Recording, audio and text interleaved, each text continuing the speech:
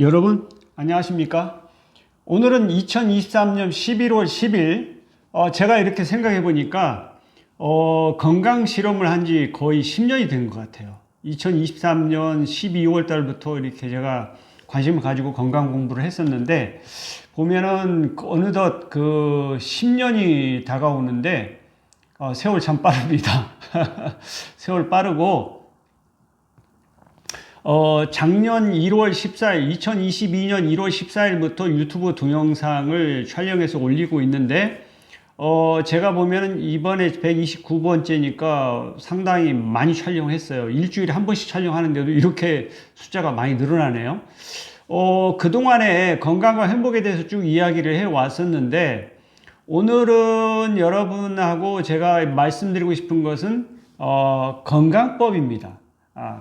건강에 대해서 이야기를 다들 하고 있는데 과연 건강이라는 것은 어떻게 해야 되는 건지 건강법에 대해서 이야기를 해온 게 보면은 지금 현재 사는 사람들도 각자 각 개인들마다 자기 스스로 어떻게 건강하게 살아가야 될 것인지 생각하는 건강법들이 다 있어요.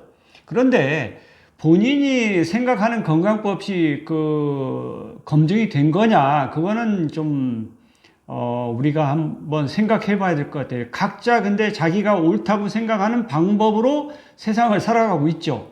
그래서 과거에 보면은, 어떤 분은 60대에 돌아가시는 분도 있고, 70대, 80대, 90대, 100살 넘는 분도 계시고 이런데, 그래서 100살 넘으신 장수하신 분들 인터뷰를 해보면은 대부분 그런 이야기를 합니다. 무슨 이야기를 하냐면, 자기가 왜 오래 사는지를 모르겠다. 그런 이야기를 해요. 그래서 그거를 조사를 해서 이렇게 여러 사람을 조사해서 확인해 본 결과 공통점들이 있어요. 공통점들이 있어가지고 그 공통점들을 바탕으로 해서 이제 살펴봤더니 몇 가지 공통점이 있습니다. 그러니까 오래오래 장수하시는 분들의 공통점이 있는데 그런 것들을 이렇게 추적하려고 많이 노력들을 했어요.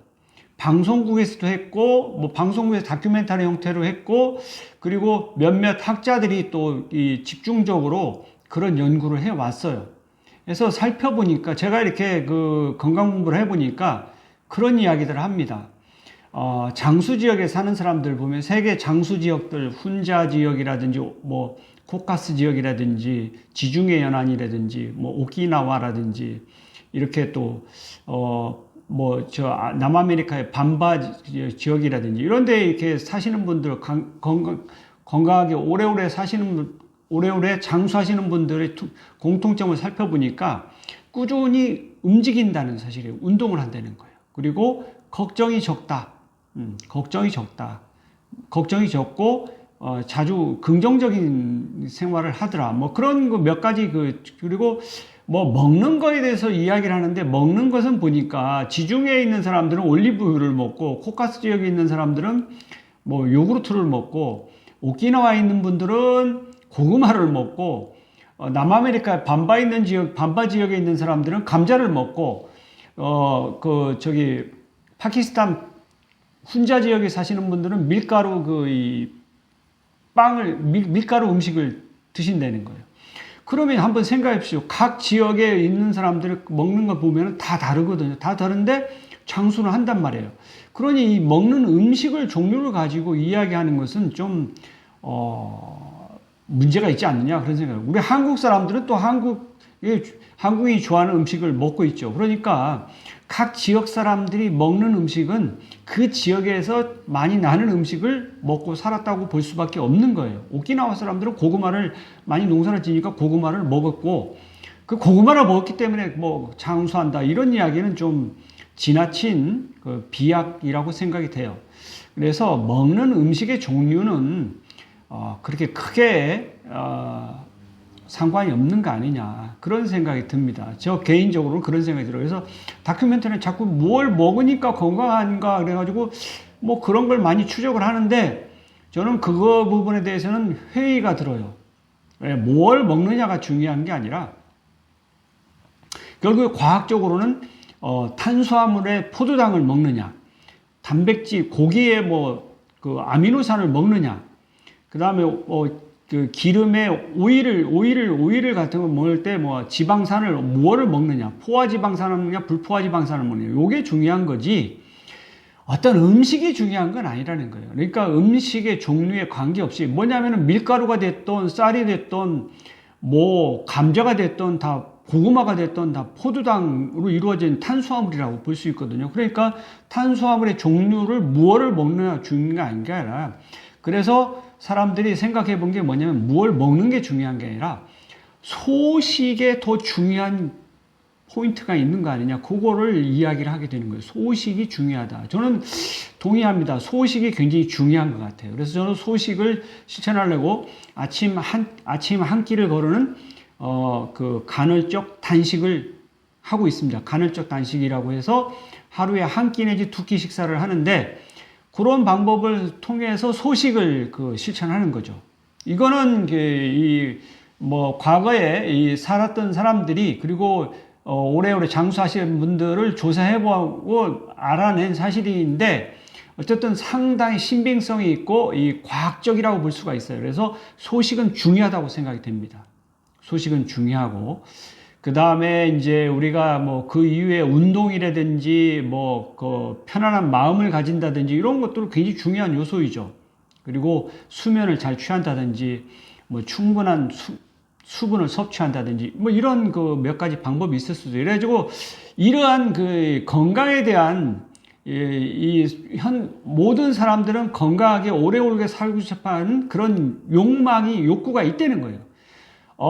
기원전 221년에 진시황도 진나라를 통일하고, 중국을 전체 통일하고 나서 진시황도 오래오래 영원 불사하려고 뭐냐면 블루초를 찾아오라고 이야기를 했는데, 그러다가 블루초는 찾으러 간 사람들이 돌아오지는 않고, 그래서 이제 뭐냐면은 환약을 이렇게 먹었는데, 그 환약이 뭐냐면 수은이 들어가는 환약이라는 거예요. 그러니까 그 수은을 먹었으니, 지금 현대는 알지만 그 당시에는 수은이 중독성이 있다는, 뭐냐면 중금속이라는 걸 몰랐던 거죠.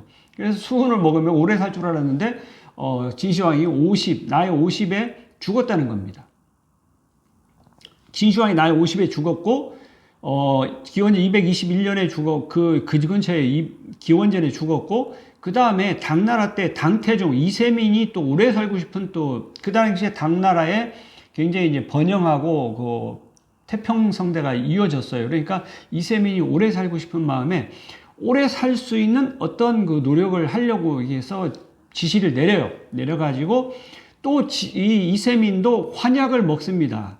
환약을 먹는데 아마 수은이 들어간 것 같아요. 그래서 그 환약을 먹으니까 어떻게 됩니까? 죽습니다. 쉬운 3살에 즉사합니다.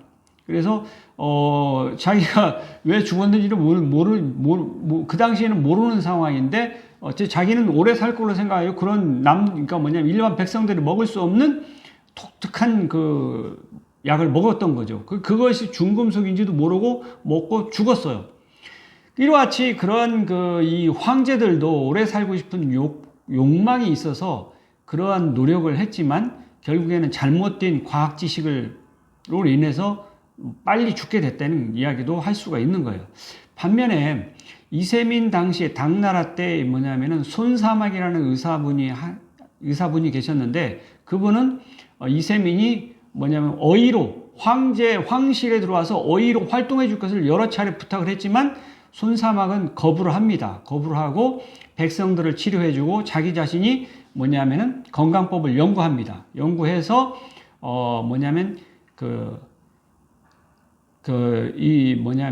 사람이 이야기한 것이 뭐냐면 천금 요방과 천금 익방을 2권의 책을 써서 내놓습니다. 그래서 천금 익방 같은 경우에는 돌아가시기 1년 전에 자기의 모든 연구한 것을 기록해 놓은 거예요. 그래서 그게 있고, 그 다음에 이제 우리 역사적으로 보면은 손사막에 있고, 명나라 시대 때는 이제 당나라 시대, 명나라 시대에 보면 이신이라는 사람이 1년 동안 뭐냐면은 황궁에서 어의 생활을 했는데, 어의 생활을 하다 보니까 주로 하는 일이 뭐냐면 황제와 귀족들의 뭐냐면은 건강만 관리하지 하는 일이 없다는 거예요. 그래서 그 자기는 회의가 들어가지고 어의 생활 1년을 하고 나서 때려치고 나와서 전국을 돌아다니고 백성을 치료하고 약초를 연구를 합니다. 그래서 그리고 이제 이시진이라는 분이 약초를 연구해가지고 1892종의 약초를 연구를 해가지고 기록을 남겨놨어요. 그래서 그분이 돌아가시고 난 다음에 이 기록을 보니까 그런 기록이 있어요. 그것을 모아서 그분이 돌아가신 지 3년 후에 그 책을 낸 것이 뭐냐면은 그 유명한 본초 강목입니다.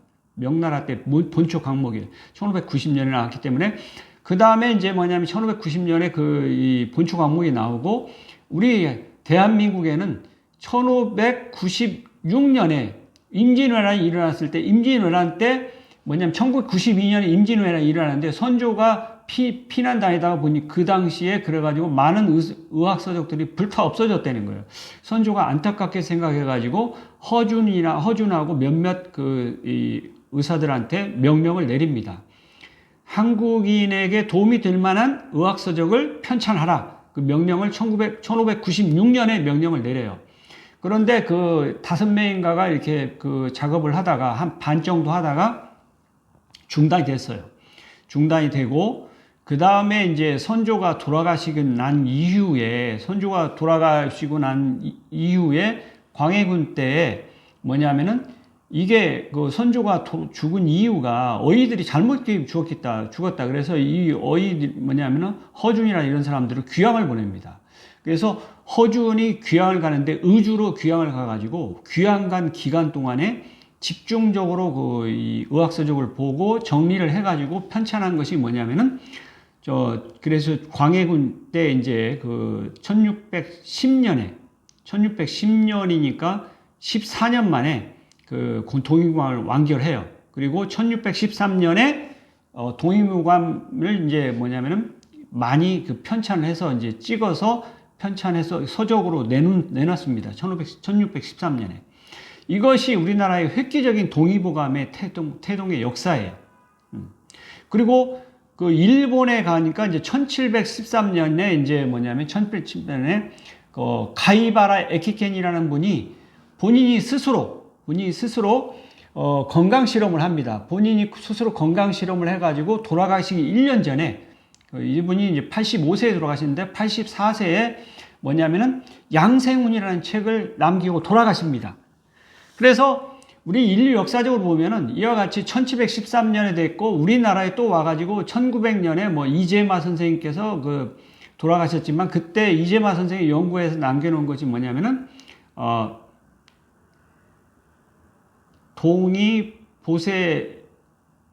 동의수세본가 그 책을 써서 내놓는데 거기에 뭐가 나오냐면 사상의학법이 나옵니다. 그러니까 뭐냐면은 체질을 사상으로 나누는 거죠. 태양인, 태음인, 소양인, 소음인 이 4개의 체질로 나눠가지고 환자들을 분류해서 거기에 따라서 처방을 하면은 효과가 있다. 그래서 그러한 이 체질에 따른 처방법을 내놓는 게 이자매 선생의 굉장히 획기적인 일입니다. 그리고 1900년이군. 그리고 이제 1900년 이후에 보면은 많은 일본 사람들이 연구를 해가지고 건강법에 대해서 연구한 게 많아요. 뭐냐면은 니시 가츠추라는 분이 뭐냐면 니시 건강법을 창안하셨고 그 다음에 이제 이시가와 요이치라는 사람은 종아리를 주물러 가지고 종아리를 주무르는 주무르기 방법을 연구를 해가지고 많이 전파를 하신 예가 있고 그래서 일본에서는 뭐 시냐 히로미라든지 이런 사람들이 장 건강이 굉장히 중요하다는 이런 이야기도 하고 그래서 1900년대에 굉장히 많은 발표를 연구를 합니다. 그리고 이제 우리 2000년에 들어와서는 우리 이제 한국에서 보면은 뭐 이시영 박사라든지 이상구 박사라든지 또 이제 우리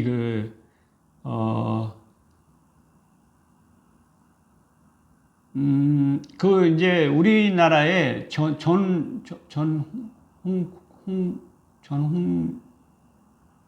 전홍준 박사, 전홍준 박사?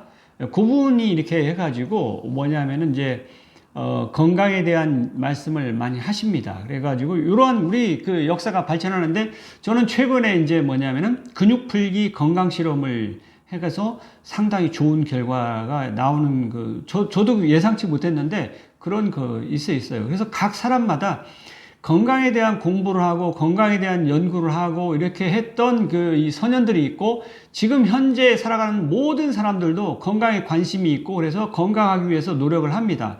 그런데 공부를 해서 이 토대로 해서 뭐냐면 선현들이 무엇을 했는지 이런 것까지 알아가면서 하면 좋은데 그냥 자기 스스로 뭐 텔레비전이라든지 뭐 이렇게 짤막짤막하게 공부해가지고 거기에서 얻은 지식을 바탕으로 해서 자기 스스로 건강하기 위한 방법을 만듭니다. 그래서 그 건강법을 가지고 실천을 해서 건강하기 위해 노력하지만 과연 그게 뭐 건강을 공부를 한다고 하더라도 많이 한 사람 많이 하고 하는 것이 저는 좋다고 생각을 해요. 건강 공부를 많이 해가지고 우리 앞에 소년들이 어떤 이야기를 했고 그런 것들을 토대로 해서 지금 현재 자기가 그걸 취사 선택을 해가지고 건강한 방법을 찾는다면 더 좋은 방법이라고 생각이 되는데 많은 사람들은 짤막한 지식을 가지고 건강법을 찾는 것 같아요. 그러다 보니까 나중에 당신이 왜 그렇게 됐는지에 대해서 물어보면 자기가 몰라요. 왜 그렇게 됐는지를 모른다고. 그리고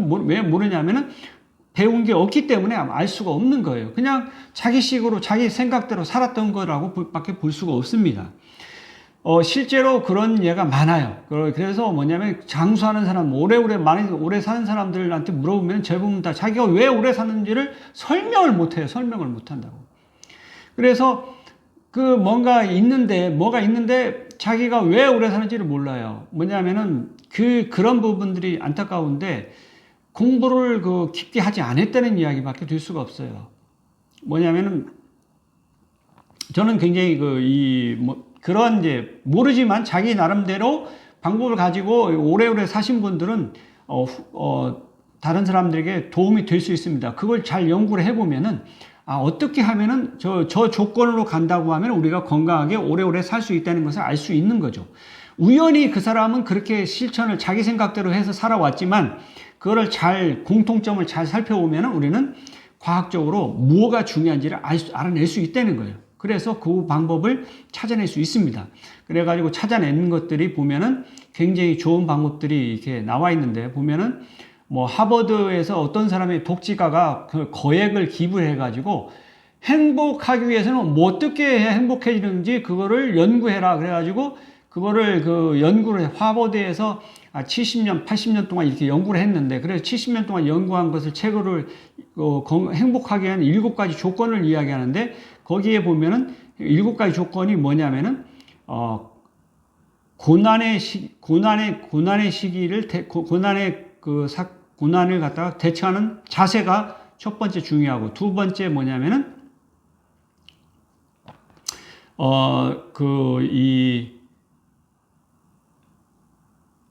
지속적인 공부고 두 번째가 지속적인 공부고 세 번째가 행복한 결혼 생활.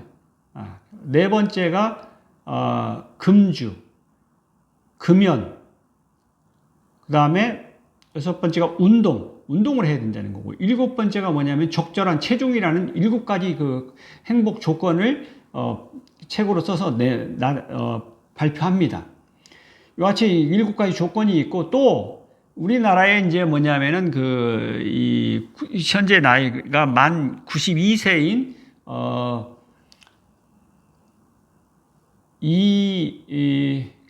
이길려 총장님, 가천대 대학교의 이길려 총장님께서 92세인데 얼굴에 주름이 없고 목에 주름이 없어요. 그래서 주름이 없는 건강한 이 생활을 하십니다. 그래서 그것이 어떻게 건강한 비결이 뭐냐고 이제 방송에서 물어보니까 그런 이야기를 해요.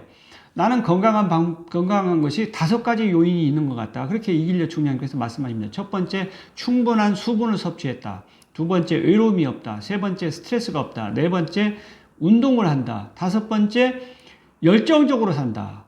열정적으로 살다 보니까 나이 먹을 시간이 없다. 이렇게 말씀을 하신다고요.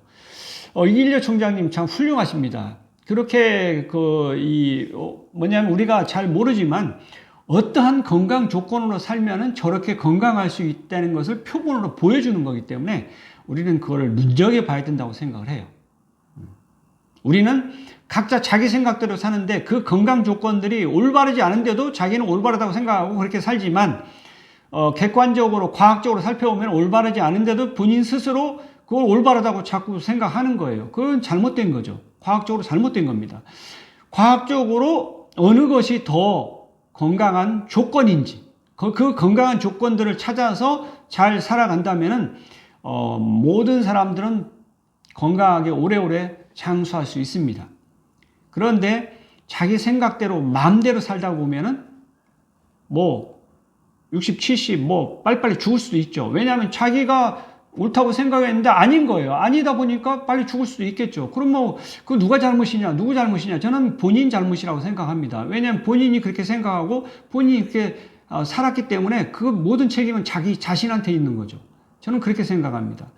그래서 현대에서 살고 있는 많은 분들이 보면은 자기 자신이 옳고 자기 자신이 똑똑하고 자기 자신이 모든 것을 안다고 생각하는데 그거는 오만이고 불손일 수 있다는 거예요. 좀 겸손할 필요가 있습니다. 그래서 겸손한 자세를 가지고 좀 더 공부를 하고 배우고 그래서 좀 더 내가 잘못된 건 없는지 살펴보려고 하는 노력을 기울여야 되는데 기울이지 않는 사람도 상당히 많이 있다는 거예요. 그런데 그거는 어쩔 수 없습니다. 본인이 그렇게 살다 가는 것은 본인 책임이니까 내버려 두십시오. 그거 어떻게 합니까? 본인이 그렇게 살다가 죽는다는 것은 본인이 원해서 그렇게 된 거기 때문에 누구도 뭐라고 할 수는 없습니다.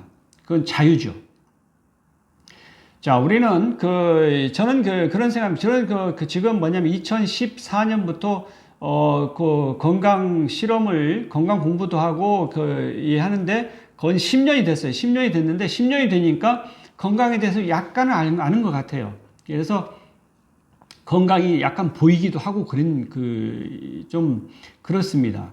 그래서 어떻게 하면 건강할 수 있는지 저는 그래서 제가 나름대로 찾은 건강 조건들을 실천하려고 노력하고 있어요. 소식도 하고 운동도 하고 그 다음에 편안한 마음을 가지려고 노력을 하고 수면도 충분히 취하고 물도 좀 마시고 이런 노력들을 기울이면서 지금 생활하고 있어요. 그러니까 건강 실험을 하고 있는 겁니다. 계속 하고 있어요. 10년 전부터 계속 하고 있어요. 앞으로 죽는 날까지 저는 건강 실험을 할 겁니다. 그래서 미래 세대들이 어떻게 하면은 건강하게 살 수 있는지 그거를 저는 기록으로 남기고 싶어요. 남기고 싶고 그래서 미래 세대들이 어떻게 하면 좀 더 건강하게 살 수 있는 방법이 없지 않을까 하는 것을 도움을 줄 수 있다고 생각하기 때문에 저는 기꺼이 제 한 목숨 바쳐서 그 길을 갈 것입니다. 그거 괜찮은 것 같아요. 뭐냐면 한 세상 살다 가는데 그런 이 미래 세대들에게 도움이 되는 그러니까 손사막이라든지 이시진이라든지 우리 허준 선생님이라든지 가이바라 에키케인 분 같이 이렇게 선현들을 보면은 그런 노력들을 하신 분들이에요. 몰라요. 기원전 5세기에 히포크라테스도 그런 노력을 했는지는 잘 모르겠는데 어쨌든 이런 식으로 선현들 중에 개중에는 그런 노력들을 하신 분들이 있다는 거예요. 있음으로 인해서 후손들은 그 도움을 받고 그걸 공부함으로써 배움으로써 타산지석으로 삼을 수 있다는 거죠. 정말 도움이 되는 거죠. 그런 삶들을 산 사람들이 역사적으로 볼 때 있다는 거예요. 있습니다. 저도 그러한 사람의 한 사람이 될지도 모른다는 생각을 가지고 겸손한 마음으로 건강 실험을 하고 이 기록으로 남겨놓을 생각을 가지고 있는 거죠. 이런 동영상을 촬영하는 것도 하나의 방법이라고 생각합니다. 자, 이와 같이 우리는 건강에 대해서 각자 건강 공부를 하고 건강을 배워서 좀 더 과학적으로 타당성이 있는 방법을 가지고 건강한 생활을 하는 사람이 있는가 하면은 자기 나름대로 그냥 마음대로 생각해서 자기가 옳다고 생각하는 방법으로 계속 살아가는 사람들도 부지기수로 많이 있으리라고 생각이 돼요. 그렇지만은 우리는 배울 수 있으면은 배우려는 노력을 할 필요가 있다고 생각이 돼요. 물론 자기 자신이 생각해서 자기 자신이 뭐냐면 생각한 것이 옳다고 하면 더 이상 할 말이 없어요. 그렇지만 그렇지 않을 수도 있다는 거죠. 좀 겸손하게 배움의 자세를 가질 필요는 있다고 생각이 돼요. 그 바탕 위에서 우리는 소년들이라든지 이 주변 사람들이라든지 건강한 생활을 하는 분들의 이걸 보면서 배우고 좀 더 자기 자신이 잘못하고 있는 것은 없는지 되돌아볼 필요가 있다고 생각합니다. 자, 어쨌든 저는 그 10년 동안 그 자료조사도 해왔고, 그래서 그것을, 제가 그동안에 자료조사한 것을 토대로 해서 한번 건강법의 종류를, 자료를 보면서 설명드리도록 하겠습니다, 여러분. 자, 여러분하고 건강법의 종류에 대해서 한번 살펴보도록 하겠습니다. 건강법의 종류가 뭐가 있는지, 제가 그 조사한 자료들을 토대로 해서 한번 보겠습니다. 자, 저는 이제 건강 실험을 했었는데, 그 건강 실험을 한 것은 제가 카이스트에 있을 때 알파베타 불포화 케톤의 작용기화라는 제목으로 제가 박사학위를 받은 적이 있는데, 이거를 이야기하면 뭐냐면은 이 영어로 얘기하면 Functionalization of Alpha Beta Unsaturated Ketone 이렇게 해서 이야기를 할 수 있습니다. 그래서 여기서 보면은 중요한 것은 뭐냐면은 영하 20도씨에서 이거를 세 가지 반응물을 집어넣으면은 이와 같이 중간체가 형성이 됩니다. 그런데 다시 상으로 올리면은 다시 제자리로 돌아와요. 그러니까 마이너스 20도에서는 이 상태로 있는데 상온에서는 이렇게 존재하는 거예요. 그러니 이 조건이 얼마나 중요한지 알 수 있죠. 화학 조건도 온도도 중요하고, 그 다음에 무슨 용매를 쓰느냐, 메틸렌 클로라이드를 쓰느냐, 뭐 용매를 뭘 쓰느냐, 그리고 반응물을 뭘 쓰느냐, 그리고 반응물을 뭘 쓰느냐, 이걸로 해서 생성물이 얻어진다는 거예요. 결과물이 달라지는 거죠. 이와 같이 우리는 결과물을 이렇게 달라지는 것을 볼 수 있어요. 그러니까 제가 이야기하는 것은 뭐냐면은 우리가 건강을 생각할 때 화학 반응에서 여러 가지 실험 요소들이 있어요. 이렇게 뭐냐면 온도도 있고 용매도 있고 뭐 이 여러 가지 조건들이 있는데 이 조건들이 있어요. 이 조건들을 동일하게 가져가면은 실험 결과는 동일하게 나와야 됩니다. 만약에 그렇지 않다고 하면 그건 과학이 아니에요. 그러니까 저는 여기에서 이제 제가 그 화학 실험을 하면서 본 그 조건들이 있는데 그 조건들을 이 건강에 적용한다고 하면은 화학으로 말하면 건강 세상에서 이야기했지만 조건들이 있을 수 있다는 거예요. 우리 몸이 건강하기 위해서는 우리 몸에서 화학 반응이 일어나게 할 수 있는 여러 가지 요소들이 있는데 건강 요소들이 7가지가 있다는 거예요. 7가지. 물, 용매, 물이다. 그 다음 공기, 숨을 쉬어야죠. 그 다음 빛을 봐야 돼요. 비타민 D를 합성해야 되고 온도 36.5도라는 온도가 유지가 돼야지 만약에 0도시라든지 이렇게 되면은 반응이 일어나지 않습니다. 그러니까 온도도 중요하고 그 다음에 반응물, 음식물을 뭐를 먹느냐. 그 다음에 신경, 단세포일 때는 신경이 필요가 없지만 다세포인 생물이 될 때는 신경이 중요합니다. 왜냐하면 세포와 세포 사이에 서로 연결이 돼야 되고 뇌에서 중앙 처리 장치에서 뭐냐면 뇌신경에서 모든 이 세포들을 종합 관리를 할 필요가 있다는 거예요. 그 종합 관리하는 사령부가 뭐냐면 뇌라는 거죠.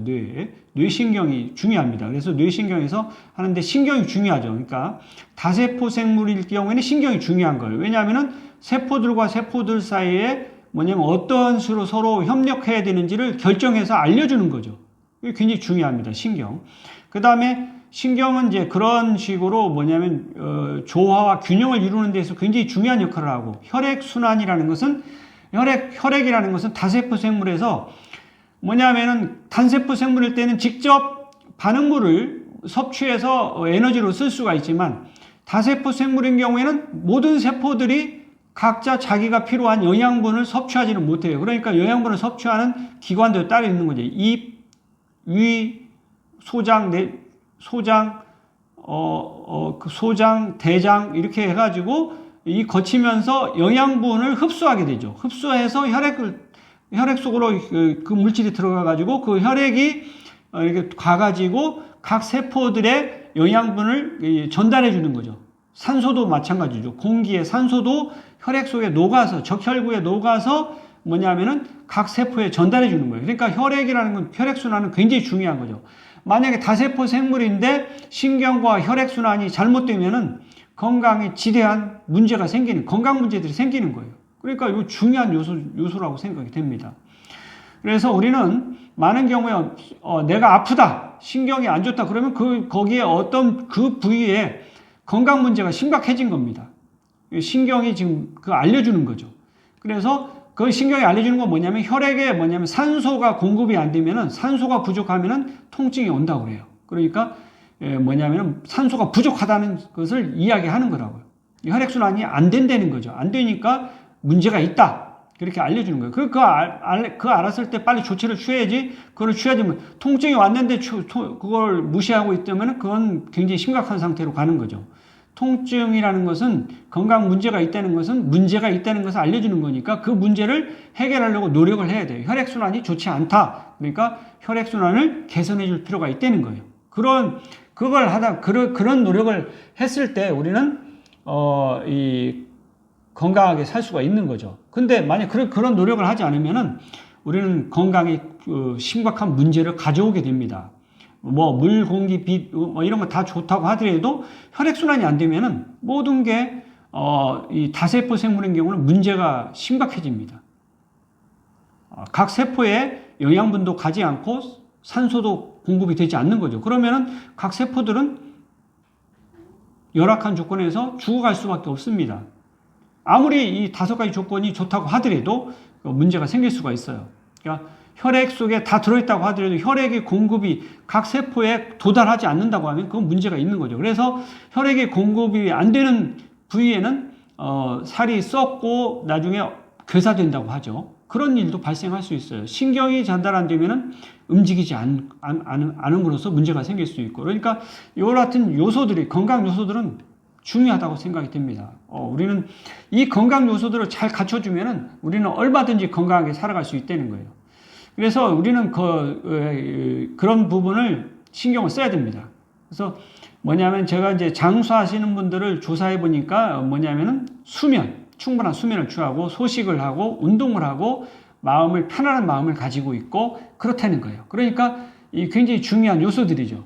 우리는 일반인들이 이제 생각할 때 이렇게 과학적으로 한다면 7가지 조건을 만족시켜야 되는 거고, 일반인들이 만약 과학이 아니고 그냥 일반적인 걸로 하면 요 4가지는 적어도 지켜줄 때 건강하게 살 수 있다는 것을 이야기할 수 있어요.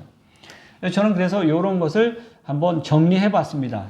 이걸 7가지 건강 요소라고 저는 부르고 싶어요. 그래서 7소 이렇게 그 건강 요소를 생각할 수가 있습니다. 7소. 그리고 이제 뭐냐면 병에 걸리는 단 2가지 요인 해가지고 뭐냐면은 아보 도우루라는 굉장히 유명하신 그 일본 의사인데 병에 걸리는 단 2가지 요인이 뭐냐? 저산소와 저체온이라는 거예요. 그래서 그분은 그러니까 저산소와 저체온이다. 이건 무슨 얘기예요? 저산소라는 것은 이 산소가 공급이 안 된다는 건 적혈구가 문제가 있다는 거고, 저체온이라는 것은 영양분이 공급이 안 된다는 이야기도 할 수가 있어요. 그러니까 결국에 이 2가지 다 아우르는 건 뭐냐면 혈액순환이 잘 안 된다는 이야기를 할 수가 있는 거죠. 어쨌든 이분은 아보 도우루는 병에 걸린 단 2가지 요인은 저산소와 저체온이라고 이야기를 했어요. 그러니까 이 아보 도우루 박사는 그래서 이거를 갖다가 개선하기 위해서는 우리가 좀 운동도 해야 되고, 운동을 하면은 미토콘드리아 수가 증가돼서 체온이 증가하는 경향이 있다. 미토콘드리아에서는 ATP 생체 에너지도 만들지만 거기에서 부수적으로 열 에너지도 만들기 때문에 체온을 따뜻하게 할 수 있습니다. 그래서 미토콘드리아 수가, 운동을 하면은 미토콘드리아 수가 증가되고 그렇다는 거예요. 그래서 미토콘드리아 수를 증가시키는 방법은 운동을 하는 방법이 있고, 좀 소식을 하고 단식을 하면은 또 열악한 상황이 가면은 미토콘드리아가 죽지 않기 위해서 열심히 움직인다는 거예요. 활성화가 되는 거죠. 그런 그 방법이 있을 수 있다는 거예요. 그래서 아보 도우루는 그런 이야기를 합니다.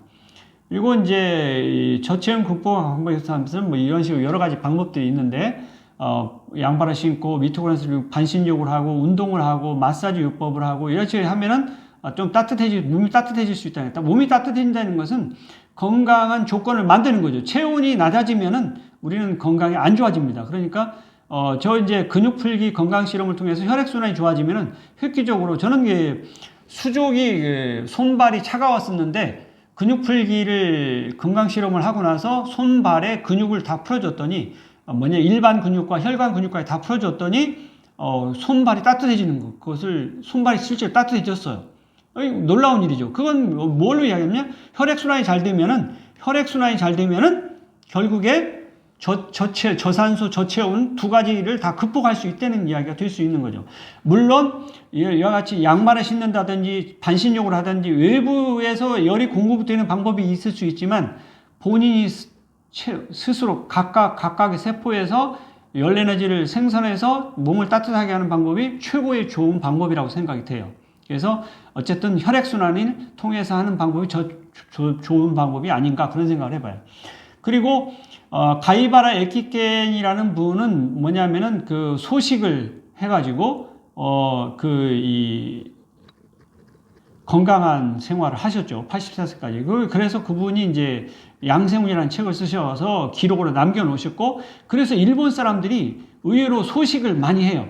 그래서 의사들도 보면 책을 쓴 걸 보면 일본 의사들이 책을 쓰면 소식에 대해서 많이 주장합니다. 여기 가이바 하루 한 끼 식사하시는 분은 이제 우리 유병훈 의사 선생님이고 125세까지 건강하게 사는 방법이고 거기에 이제 나오는데 그분이 125세까지 건강하게 사는 방법을 해서 본인은 그분은 하루에 한 끼 식사만 하신다고 그래요. 하루 한 끼 식사만 하고 그런데도 건강하게 살 수 있다. 이런 이야기입니다.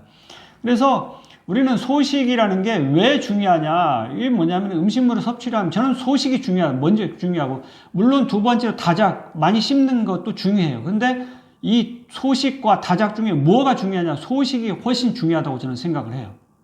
소식을 하는 것이 건강에 굉장히 중요한 요소다. 왜냐하면은 이미 선현들이라든지 많은 앞에 사신 분들이 그리고 건강하게 오래 사시는 분들이 실천하신 방법이기 때문에 과학적으로 타당성이 있다고 생각이 돼요. 그리고 폴시 브레그라는 분이 한 80년 동안 단식을 많은 사람들에게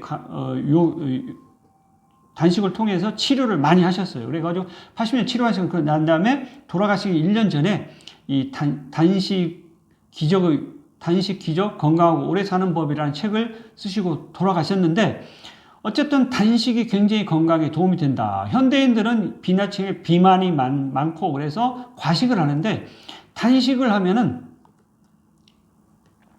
건강에 도움이 된다. 그래서 과거에 보면 모세도 40일 동안, 예수님도 40일 동안, 불교에서도 선회식을 통해서 단식을 하고, 이슬람계 라마단 기간에 단식을 하고, 이같이 종교적인 데서 단식을 많이 주장을 하시고 있고, 그리고 현대에 와가지고 많은 분들이 이시아라 유미 선생님, 의사 선생님이나 이런 분이 간헐적 단식을 해요.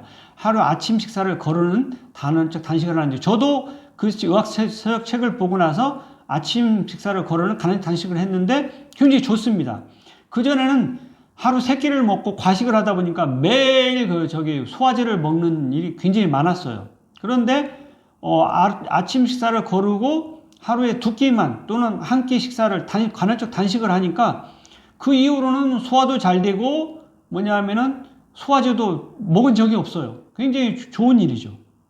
우리는 의외로 현대인들은 과식을 하고 비만으로 많이 가는데 그거는 문제가 있는 것 같아요. 그래서 저도 이 부분에 대해서는 생각을 해봤는데 소식을 할 때 왜 좋아지는지. 그래서 저는 뭐냐면은 과식을 했을 때 계속 설사를 하고 굉장히 힘들어요. 그래서 나는 음식 소화 능력이 떨어지고 흡수율이 굉장히 떨어지는 것 같아요. 그래서 만약에 먹을 게 없으면은 먼저 죽겠구나 그런 생각을 했어요. 그런 생각을 했는데 의외로 제가 간헐적 단식을 하고 하루에 한 끼 식사, 2끼 식사를 하다 보니까 소화제도 먹지 않고 소화도 잘 되고 그 다음에 설사도 하지 않습니다. 설사도 하지 않는 이유는 뭐냐면 이게 적은 양이 들어가니까 이게 뭐냐면 몸에서 위기의식을 느꼈는지 충분히 소화를 시키고 흡수를 하는 거예요. 그러다 보니까 전에는 한 번은 이런 일도 있었어요. 저 깜짝 놀란 일인데 하루 한 끼 식사를 하다 보니까 이 변이 단단해져 가지고 변기가 막히는 일이 딱 한 번 있었는데 저는 깜짝 놀랐어요. 이런 일이 있을 수 있나? 근데 그거는 무슨 이야기냐면은 과식을 하면은 그 에너지가 많아지니까 밀어내는 거죠. 설사를 해가지고 밀어내는 그런 게 하고 적게 먹었을 때는 단단해지는. 그러니까 흡수를 소화를 하고 소화를 시키고 흡수를 많이 하는 거죠. 그러니까 뭐냐면은 우리 몸에서 스스로 영양이 부족하냐 많으냐에 따라서 컨트롤하는 그 기능도 있는 거 아닌가 그런 생각을 해요. 그래서 그 생각을 해보니까 내가 적게 먹어도 그렇게 빨리 죽지는 않겠구나 그런 생각을 해봤어요. 뭐냐면은 전에는 과식을 할 때는 영양 흡수율이 너무 떨어지는 거 아니냐 그런 생각을 했는데 뭐냐면 변기가 막히는 그런 일까지 하고 나니까 그런 생각을 싹 접어버렸죠. 내 몸에서 스스로 알아서 에너지를 필요한 양만큼만 흡수를 하는 거구나 그런 생각을 하게 된 거죠. 다작이라는 거 있는데 음식물을 섭취할 때 많이 씹을수록 좋다는 이야기가 있는데 좋습니다. 왜냐하면 위에 부담을 적게 주고 소화도 잘 시킬 수 좋은데 이거 부분은 좀 저는 그 의문이 드는 부분이 사자나 이런 것들은 일반 동물들은 생고기를 그냥 씹지도 않고 먹어버립니다. 삼켜버려요. 삼키고 나서 자요. 그냥 누워서. 소화시키기가 굉장히 힘드니까 그런 거예요. 그런데 사람들은 불을 사용하고 익혀서 먹으면서 잘 다작을 하고 씹고 그러니까 소화를 잘 시키는 거예요. 소화를 잘 시키니까 인류는 굉장히 획기적인 발전이 있습니다. 소화를 잘 시키니까 활용할 수 있는 시간이 늘어나는 거죠. 사자나 이런 다른 동물들은 먹고 나면은 그냥 디비 잡니다. 왜냐하면 소화시키는 게 굉장히 어려운 일이기 때문에 그래요. 그러한 시간들을 우리 인간은 최소화시킬 수 있다는 거예요. 소화를 잘 시킬 수 있는 상태로 만든다는 거죠. 익혀서 먹는다든지 많이 씹어서 먹으면 소화가 잘 되는 조건을 만들어주는 거예요. 만약에 여러분들이 많이 먹고 이렇게 하면 좋지만 많이 먹고 적게 씹으면 소화가 안 돼요. 그러니까 적게 먹고 안 씹어도 저는 한번 실험을 해봤는데 대충 그냥 라면이나 국수 같은 걸 씹지 않고 그냥 삼켜봤는데 소화가 돼요. 그러니까 소식을 하면은 위에서 충분하게 소화를 시킬 수 있어요. 그러니까 다작이라는 것은 많이 먹는 사람들은 다작을 할 필요가 있지만 소식하는 사람은 다작을 하지 않아도 위에서 충분하게 소화를 시킬 수 있는 능력이 있다는 것을 저는 건강 실험을 통해서 확인했습니다.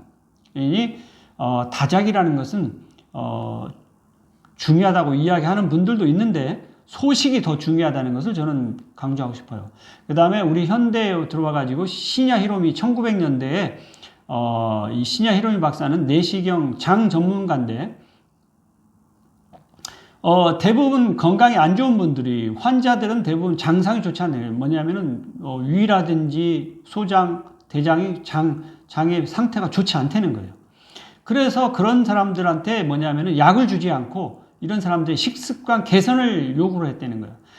채식이나 과일을 하고 우유나 계란을 금지하고 육식도 좀 줄이고 그런 생활을 했더니 그러고 나서 장을 관찰해 봤더니 장이 깨끗해지고 좋아지고 장이 깨끗해지니까 병이 다 낫더라는 거예요. 그래서 이분은 시냐 히로미는 장이 굉장히 중요하다는 것을 굉장히 강조하십니다. 굉장히 강조하세요. 그리고 현대에 들어와가지고 많은 분들은 이제 장 건강을 위해서 프로바이오텍스, 뭐냐면 유산균을 복용하기도 하고, 프리바이오텍스, 유산균의 먹이를 먹는 방법도 있고, 여러 가지 방법을 사용하는데, 어쨌든 그 장을 좋게 만드는 것은 건강한 생활하는 데서는 굉장히 중요한 요소라고 생각이 됩니다. 그러니까 시냐 히로미 박사께서 말씀하시는 것이 맞다고 볼 수도 있는 거죠. 그리고 말씀드렸다시피 니시는 1950년대에 17살, 17세를 넘기 힘들다고 그랬는데 의외로 건강하게 살았어요.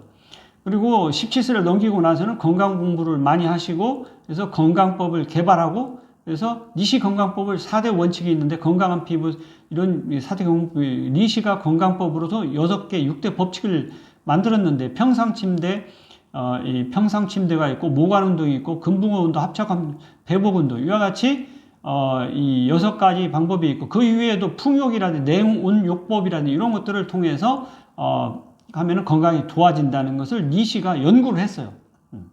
굉장히 훌륭하신 분이죠. 그리고 장수 지역에 있는 사람들을 조사해 보니까 뭐 여러 가지가 있어요. 그래서 이 사람들을 보니까 많이 움직이고 뭐냐면은 그런 그 마음이 편안한 생활을 하고 걱정을 하지 않는다는 거죠. 걱정을 하지 않고 그런 생활을 해요. 그러니까 그래서 건강하게 살았는데 본인들은 몰라요. 왜 건강하게 사는지는 모르는데 하여튼 오래 산다. 아마 그 지역에 사는 중에 누군가 현인이 있어서 그런 생활을 했을 거예요. 근데 그 뒤에 사람들은 계속 습관적으로 계속 따라서 그 생활을 해서 하다 보니까 그 지역에 있는 사람들이 건강하게 오래오래 장수하는 거 아닌가. 근데 그 전에 누군가가 한 사람이 건강 실험을 한 분이 분명히 있었다고 저는 생각이 됩니다. 그분이 누군지는 모르죠. 근데 훌륭한 분이 있었던 거예요. 그 뒤에 후손들은 그 방법을 따라서 계속 반복해서 하는 거라고 저는 생각이 돼요. 그래서 건강하게 오래 그 지역에 있는 사람들은 모두 다 그 생활 습관을 가지고 있기 때문에 오래 사는 거죠. 수면이 건강에 굉장히 중요한 요소를 가지고 있다는 것을 연구를 했다는 거였습니다.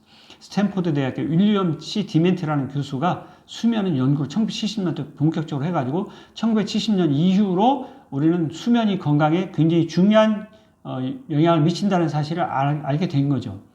그리고 1936년에 한스 셀리어는 스트레스 학설을 처음 주요. 이게 한스 셀리어가 스트레스라는 말을 1936년에 처음으로 사용했어요.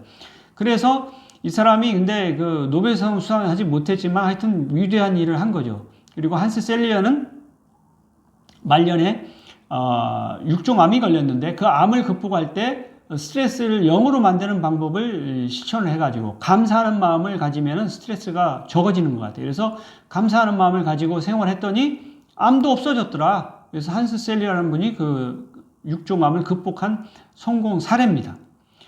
그리고 뭐 기타 건강법에는 우리나라에서 보면은 이제 장수 선생님이 단식을 주장하셨고 반물 이고식 방법 이상문 선생님이 보면은 이 물을 적게 마시는 것이 건강에 좋다는 그런 이야기를 하시는 그런 경우가 있어요. 어쨌든 뭐냐면은 우리 앞에 그러니까 이런 것들을 보면서 누구께 옳다 이런 것보다는 보고 나서 이걸 보고 취할 것은 취하고 버릴 건 버리면 됩니다. 저는 이상문 선생님이 물을 마시지 않는 것이 건강에 좋다고 그래가지고 한 1년 동안 해봤는데 그렇게 속 좋은 방법은 아닌 것 같아요. 적당히 물을 마시는 게 좋지 물을 전혀 마시지 않는 것은 좋지 않은 방법이다는 것을 건강 실험을 해보고 나서 알았어요. 좋지 않습니다. 물을 마시지 않는 것보다는 적당히 물을 마시는 게 좋습니다. 하루 2리터를 마시는 것은 물론 그런 책자가 있는데 2리터를 마시는 것보다는 뭐 하여튼 적당한 양을 하여튼 수분 섭취하는 것은 좋다는 거예요. 그리고 우리 이제 건강을 하기 위해서는 마음을 편하기 위해서 용서를 해줘라. 자기 자신을 용서하고 어머니도 용서하고 아버지도 용서하고 배우자도 용서하고 모든 사람을 용서해줘라. 모든 것을 자기 자신도 용서를 해라. 그 용서하면은 마음이 중요하다는 거예요. 마음이 편안해진다는 거예요. 마음이 편안해지면은 건강에 도움이 된다는 거예요. 그러니까 용서한다는 것은 굉장히 중요한 거예요. 그 다음에 한스 셀리어처럼 감사하는 마음을 가지는 것도 우리 건강에 되게 좋은 요소가 되는 거다. 이렇게 이야기할 수 있다. 그리고 하여튼 자기 자신을 용서하고 주변 사람도 용서하고 왜 누구를 위해서 용서하냐면 나의 자신의 건강을 위해서 용서한다는 거예요. 그러면은 내 마음이 편안해지고 좋아지니까 건강한 생활을 할 수 있는 거예요. 나를 용서하지 못하고 다른 타인을 용서하지 못하면은 마음이 불편하고 건강이 좋아지지 않다는 거예요. 그러니까 용서를 하고 감사하는 마음을 가지는 이런 생활을 하는 것은 굉장히 건강에 도움이 된다는 거예요. 진짜 건강 행복 여기에서 보면 이분도 이제 이야기하는 것이 뭐냐면은 진짜 건강한 행복을 하기 위해서는 우리가 좀 알아야 되는 거죠. 알아가지고 그리고 사위라는 것은 좀 냉정해야 된다. 이분은 그렇게 이야기해요. 사회라는 것은 냉정해야 되고, 그래서 사회라는 것을 보면 냉정한 생활을 해야 된다. 그래야 썩지 않고 사회가 발전할 수 있다. 만약에 가족처럼 굉장히 그냥 모든 잘못을 용서하고 넘어가면은 그 사회는 썩고 유지가 될 수 없다는 거예요. 그렇지만 사회는 그래야 되지만 가족은 달라야 된다. 가족은 모든 걸 용서해주고 모든 것을 포용해주는 그러한 평화로운 집단이 돼야 된다. 그래야 이게 그 사회가 유지될 수 있다. 그런 이야기를 이분이 하십니다. 저는 맞다고 생각이 돼요. 사회는 좀 냉정해야 됩니다. 냉정해야 되고 가족은 따뜻해야 돼요. 가족은 따뜻해야 된다. 좀 아픈 마음을 상처를 치료해 줄 수 있는 그것이 가족이라는 집 단위라는 거예요. 그리고 사회는 냉정해야 된다. 사회는 냉정해야 되는 이유는 뭐냐면은 그렇게 했을 때 서로 발전이 되고 그 사회가 좋아진다는 거예요. 그러니까 사회가 냉정하다고 나무랄 게 아니라 사회는 냉정해야 좋은 거고 가족은 따뜻해야 좋다는 거예요. 이분은 그런 주장을 하십니다. 어쨌든 저는 굉장히 좋은 이야기라고 생각이 돼요. 깊이 있게 생각하신 분은 아닌가 그런 생각이 돼요. 진짜 행복을 위하기 위해서는 사회는 냉정해야 되고 가족은 따뜻해야 된다.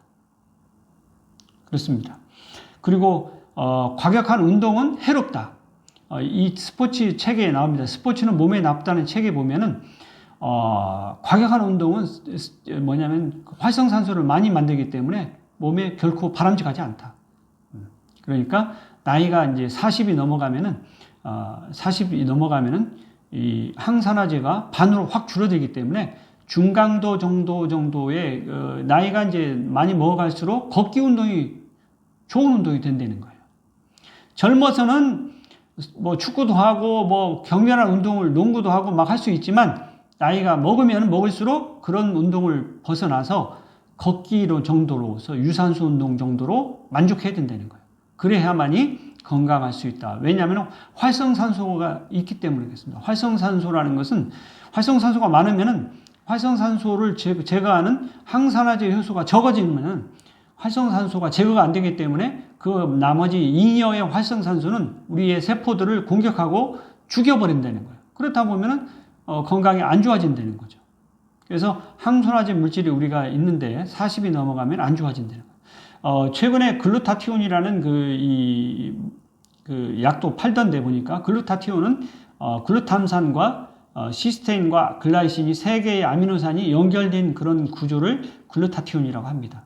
글루타티온도 결국에는 먹으면은 저는 물론 흡수가 되는 것이 아니라 이게 잘라질 거라고 생각이 돼요. 글루탐산, 시스테인, 글라이신, 아미노산이 잘라지고 흡수가 돼서 다시 우리 몸에서 글루타티온이 만들어질 거라고 생각이 됩니다. 어쨌든 외부에서 글루타티온이라는 그 약을 팔기도 하더라고요. 그 건강식품으로 팔더라고요. 근데 어쨌든 뭐 먹는다고 하더라도 글루타티온이나 단백질을 먹는다고 해서 다 분해돼서 아미노산 형태로 흡수가 돼가지고 그 아미노산이 우리 몸에서 다시 단백질도 만들고 글루타티온도 합성하는 거 아닌가 그런 생각을 하게 됩니다. 아까 여러분이 말씀드린 신경과 호르몬은 굉장히 중요합니다. 우리 다세포 생물에서는 굉장히 중요한 그 요소가 됩니다. 건강 요소들 많이 있는데 물을 마시는 것도 좋고 햇빛도 쬐는 거 중요하고 우리 건강 요소들 중요하죠. 5가지 물, 공기, 빛, 온도, 음식물 5가지 요소 굉장히 중요합니다. 이 단세포일 때는 굉장히 중요한데 다세포일 때는 신경과 혈액순환이 따라와야 되는 거예요. 그것이 안 되면 다세포 생물은 생존하기가 힘듭니다. 그리고 암이 걸리는 사람들도 뭐냐면 이런 것들이 있는데 뭐 메틸기가 부족하고 정신적인 원인으로서 암세포들이 스트레스가 만병의 주 원인입니다. 스트레스가 생기면은 스트레스가 생기면 신경 흐름도 안 좋고 혈액순환도 안 좋아지고 여러 가지 안 좋아져요. 그러다 보니까 많은 문제들을 일으키죠. 스트레스로부터 출발해가지고 점점 몸이 안 좋아지는 거죠. 유병팔 교수가 바로 이야기한 120세 건강법이라는 책을 쓰셨는데 이분이 하루에 한 끼 식사만 하십니다. 그런데도 건강하게 살아 계시고 그래서 이분이 주장하는 것은 절식과 그러니까 소식과 적당한 운동을 해야만이 항노화가 되고 오래오래 살 수 있다는 것을 말씀하세요. 근데 지금 현재 뭐 90 가까이 되시는데 이분이 하루 한 끼 식사를 하시고도 건강해요. 125세까지는 살지는 않았어요. 아직 살지는 않았지만 이런 식으로 산다고 하면 그렇게 살지 않을까 해가지고 그런 식으로 건강 실험을 하시는 중이죠. 그래서 그분이 말씀하시기는 저식과 적당한 운동이 좋은 건강에 굉장히 필요하다 이렇게 말씀하시는 거예요. 그 다음에 수면도 우리 건강 중요한 요소고 암 치료를 하기 위해서는 뭐냐면 산소 부족을 해결하기 위해서 단전호흡을 한다든지 복식호흡을 한다든지 영양 불균형을 육식보다는 현미, 채식, 과일 먹고 스트레스를 줄이고 스트레스를 줄이는 노력 이런 노력을 했을 때 우리는 암을 극복할 수 있다는 거예요. 암을 극복하는 방법은 먹는 것만 가지고 해결되지 않습니다. 먹는 것만 어떤 사람들은 먹는 것만 가지고 해결하는데 먹는 것도 중요하지만 마음가짐, 이 신경 쪽에 굉장히 중요한 요소가 있기 때문에 이런 부분도 고려해 줘야 된다는 거예요. 그러니 암이 걸렸다고 하더라도 암이 걸릴 그런 생활을 했으면 암이 걸리는 거고 암이 걸렸다고 하더라도 다시 건강 조건을 잘 가져간다고 하면 그 암이 없어지는 쪽으로 가겠죠. 그러니까 저는 뭐 그런 이야기를 합니다. 그래서 저는 이런 것을 알기 때문에 암이 걸렸어도 암이 없어지는 생활을 하고 있는데 감히 내 몸에 암이 생길 수 있겠느냐? 저는 불가능하다고 생각합니다. 왜냐하면 있던 암도 없어질 생활을 하고 있는데 어떻게 암세포가 내 몸속에서 자랄 수가 있겠습니까? 그건 불가능한 거 아닐까요? 저는 그런 이야기를 하면은 주변 사람이 그런 이야기를 합니다. 너무 건강에 대해서 과신하지 말라. 아무도 모른다, 미래는. 그런 이야기를 하는데 저는 스스로 간혹 그런 생각을 해봐요. 내가 건강 요소를, 건강한 조건들을 잘 실천하고 있는데, 있던 암도 없어질 조건인데, 암이 감히 생길 수 있겠느냐. 저는 그래서 앞으로는 건강검진도 하지 않을 겁니다. 왜냐하면 건강한 생활을 하는데 왜 나한테 건강 문제가 생길 거라는 말이 안 되는 거죠. 건강 문제들도, 있던 건강 문제들도 다 없애고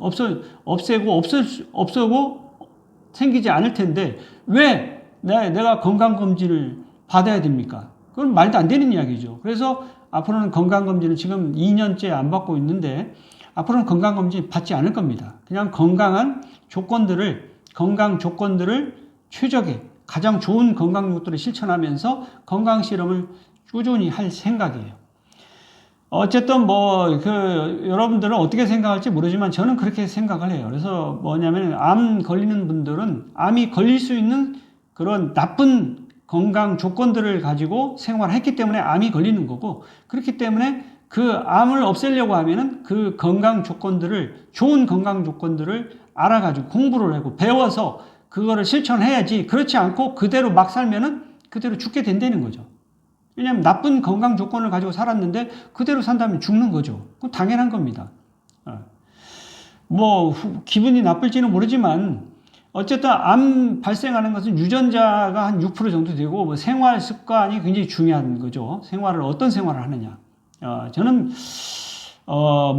유전적으로 문제가 있을 수 있지만 저도 뭐냐면 어머니 아버지께서 암으로 돌아가셨지만 저는 암이 생기지 않을 거라고 생각합니다. 왜냐하면은 저는 생활 습관을 건강 조건을 좋은 건강 조건을 실천하고 있기 때문에 그런 이야기를 할 수 있다고 자신할 수가 있어요.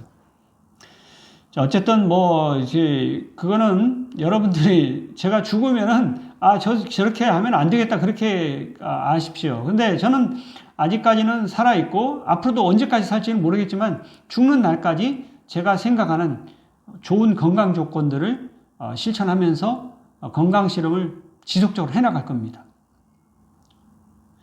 자, 이 조병식 원장님도 건강 연구를 많이 하시는데 이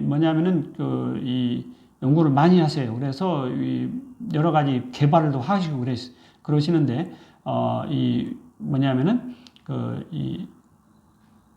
환자분들을 치료하시는 그런 일도 하시고 좋은 일을 하시는 거예요. 그러니까 건강 연구를 하시는 거죠. 이게 의사분인데 말기 대장암을 극복했다는 거예요. 말기 대장암을 극복했었는데 어떻게 극복했느냐 하면은 수술이나 이 항암제 가지고 한 게 아니라 채소나 과일식을 하고 일찍 수면에 취하고 이렇게 했더니 없어지더라. 그래서 자기 이런 생활을 했더니 없어지더라는 거예요. 극복했다는 거예요. 말기암인데. 의외로 의사분들이 보면은 자기 자신이 암에 걸리면은 그 현대의학법을 쓰지 않고 이런 노력을 합니다. 그런데 암병동에 있는 의사분들은 대부분 뭐냐면은 책에 나와 있는 세 가지 현대의학법을 써요. 수술, 방사선요법, 수술요법, 방사선요법, 그 다음에 항암제요법 세 가지를 기본적으로 쓰셔요. 그리고 본인이 암에 걸리면 그 방법을 쓰지 않고 공부를 합니다. 건강 공부를 하고 건강 공부를 해서 그거를 토대로 해서 암을 극복하고 그런 것을 볼 수 있어요. 그래서 일본 의사들한테 암을 치료하는 의사분들한테 조사를 해봤는데 당신이 암에 걸리면은 이런 방법을 쓰겠느냐 그랬더니 대부분 다 쓰지 않겠다. 나는 암에 걸리면은 새로운 공부를 하고 새로운 그 방법을 쓰겠다. 그렇게 이야기한다는 거예요.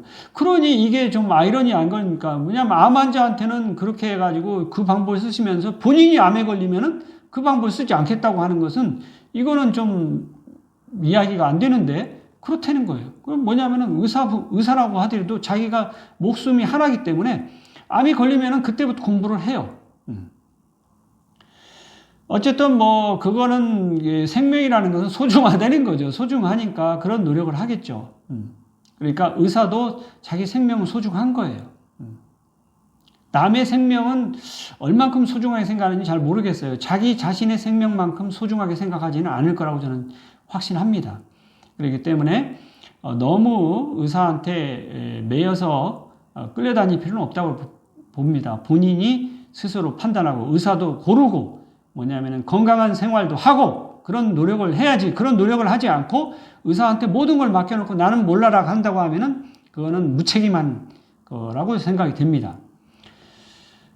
그래서 우리 장수학에서 현대에 와가지고 어떤 뭐냐면은 사람들이 장수 약물을 개발한다고 그래요. 영원히 죽지 않는 장수 약물을 개발하는데, 가능성이 있을 거라고 생각해가지고 거액을 투자한다고. 그렇게 하면은 돈을 엄청나게 벌겠죠. 그 사람들은, 돈을 버는 방법으로 연구를 하는 겁니다. 그래서 많은 사람을 투입해서 연구를 지금 하고 있다고 그래요. 그래서, 장수 약물이 개발될 거라고 생각해가지고 한 사람은 앞으로 40년 이내에 그게 2045년에 이전에 이게 약물이 개발될 테니까 그때까지만 살아있으면은 영원히 죽지 않고 살 것이다. 그래가지고, 이 건강식품을 1년에 10억을 먹는다고 그래요. 10억을.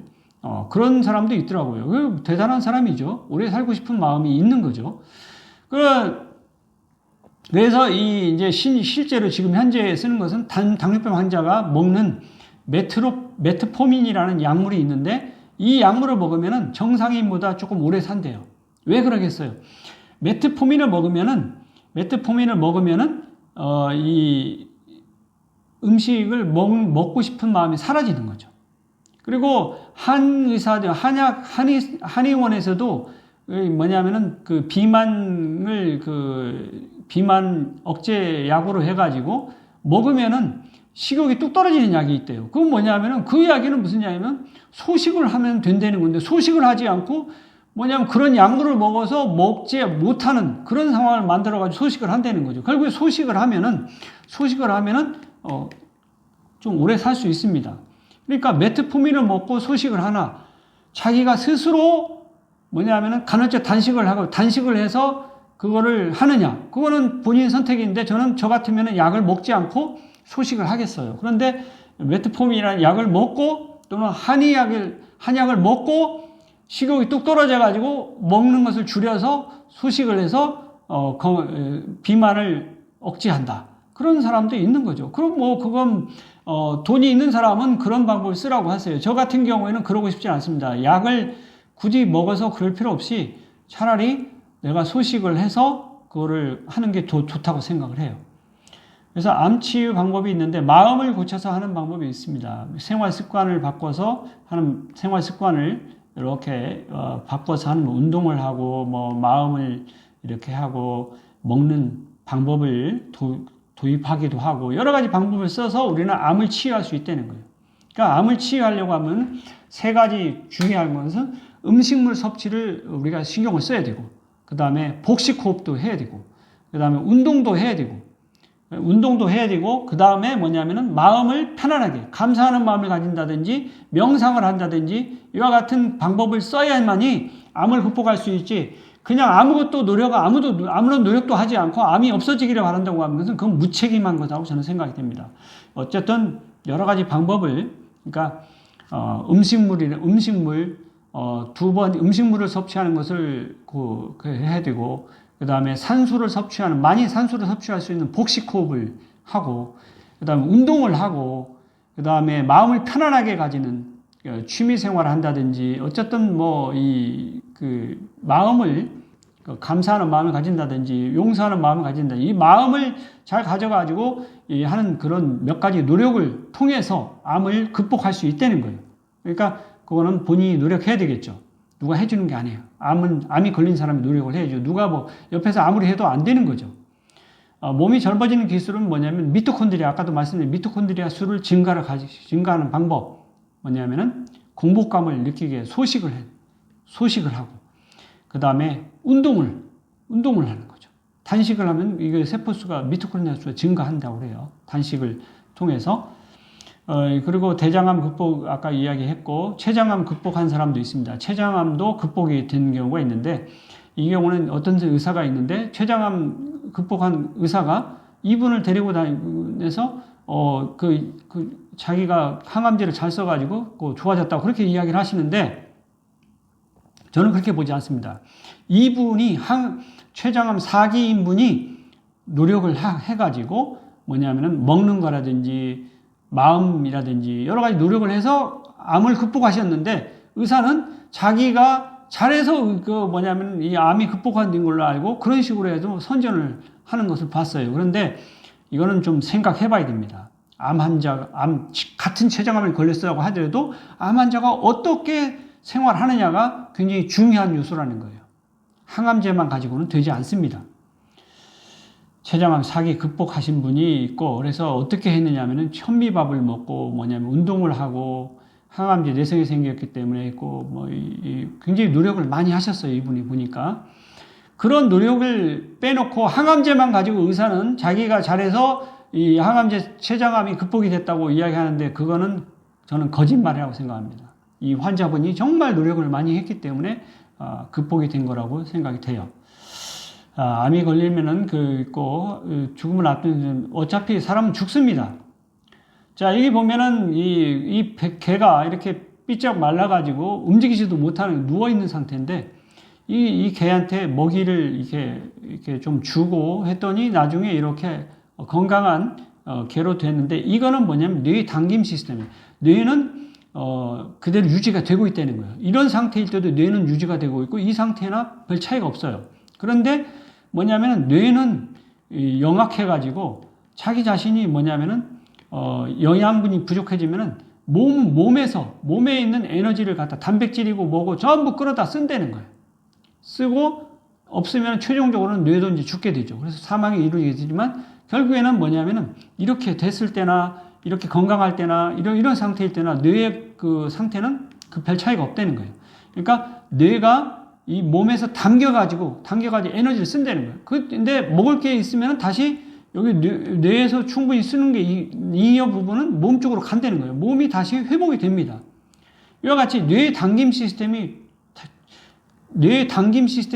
됐을 때 건강하다. 이기적인 뇌라는 아임 페터스라는 분이 뭐냐면 신호등을 보면서 생각을 했는데, 우리 신호등에 보면 녹색등, 노란색, 빨간색 세 가지 등이 있는데, 녹색등일 때는 뇌 당김 시스템이 적용이 되는 거고, 그 다음에 몸 당김 상태가 주황색이 몸 당긴 상태가 되면 어떻게 되냐면 몸에서 당겨서 쓴다는 거예요.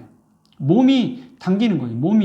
몸이 당긴다는 것은 뭐냐면 지금 몸이 비만인데도 계속 먹으면 어떻게 되면 더 비만이 되는 거죠. 그런데 더 심각한 것은 몸이 뭐냐면 주변에 있는 것을 먹는 것은 당김이에요. 냉장고에 있는 거 먹는 당김인데, 몸이 뭐냐면 멀리 있는 것까지 맛집을 찾아다니면서 먹는 것은 탐색이라는 거예요. 탐색. 그래서 몸이 탐색 과정에 들어가면 심각하다는 거예요. 빨강등이 들어오는 거죠. 이와 같이 우리는 어느 상태가 가장 좋은 거냐면 뇌 당김 상태가 가장 좋다는 거예요. 적절한 에너지를 뇌가 쓸 수 있는, 몸도 건강하고 뇌도 건강한 그런 상태에 머물러 있을 때 가장 건강이 좋은 거고, 주황등일 때 빨리 뇌 당김 시스템으로 전환되는 게 좋고, 여기에 가면은 굉장히 심각하다는 거예요. 아마 2단계에 가면은 온갖 질병에 시달리지 않을까 하는 생각이, 비만에 온갖 질병이 시달릴 가능성이 있다고 생각이 됩니다. 자, 우리는 이와 같이 건강하기 위해서는 인류 최고의 정말 122세까지 사신 분이 있는데, 이분은 잔 칼망이라는 프랑스 사람인데, 여자인데, 이분이 뭐냐면 돌아가실 때까지 담배를 많이 피셨어요. 골초입니다, 골초. 그런데도 122세까지 살았어요. 만약에 담배를 안 폈다고 그러면 122세보다 더 살았을 거라고 저는 생각이 됩니다. 어쨌든 담배를 피웠지만 소식을 하고 운동을 하고 사회 관계가 좋았다는 거예요. 그래서 이런 건강한 조건들을 잘 실천했더니 뭐냐면 담배를 피우는데도 불구하고 122세까지 최고령자, 그러니까 최고로 사는 거죠. 이러한 식으로 이분이 운동은 꾸준히 하셨다. 우리는 이렇지, 어떤 분이 자기가 왜 오래 사는지도 모르고 살았지만 그런 분들을 잘 추적, 관찰을 해보고 그 조건들을 잘 살펴보면 우리도 그런 건강 조건들만 실천한다고 하면 우리도 얼마든지 건강하게 오래오래 장수할 수 있다는 거예요. 왜 잔칼망 할머니만 오래 살겠습니까? 모든 사람은 비슷한 조건을 가지고 있어요. 그러니까, 근데 각자 본인이 생각하는 방법으로만 생활하기 때문에 오래 살지 못하는 거예요. 잔칼망 할머니도 제가 생각할 때는 담배를 피지 않은, 흡연을 안 했다고 하면 좀 더 살 수 있었을 거라고 생각이 돼요. 그렇지만 그 안 좋은 조건에서도 122세까지 최고로 오래 살았다는 것은 뭐냐면은 본인이 왜 오래 살았는지도 모르지만 그 건강한 조건들을 실천했다는 거예요. 자, 우리는 문익에도 모르고 생활을 많이 하는데, 그래서 자기는 괜찮다고 생각해가지고 고기도 많이 먹고 태워서 먹기도 하고 막 사는 거죠. 젊어서는 막 살아요. 그렇지만 나이 들면은 이제 그런 걸 조심합니다. 어떤 일부는 이제 아는 사람들은 조심하게 되는 거죠. 그래서 저는 이 네 가지 굉장히 중요하다고 생각하고, 그 이외에도 우리가 복식, 걷기 운동 한다는 게 그런 방법을 실천을 하는 거예요. 건강법들을 여러 가지가 있는데, 우주에는 시간, 공간, 물질, 에너지가 있는데, 시간, 공간은 우리가 시간, 공간은 굉장히 어려워요. 그렇지만 물질과 에너지는 우리가 조절할 수 있습니다. 물질, 어떤 음식물을 먹느냐, 그 다음에 에너지도 어떻게 우리가 관리할 거냐, 그것도 할 수가 있어요. 그러니까 물질과 에너지 측면에서는 우리는 건강을 우리가 할 수 있는 내에서는 최선을 다해서 하면은 건강한 삶을 살 수 있다고 생각이 됩니다.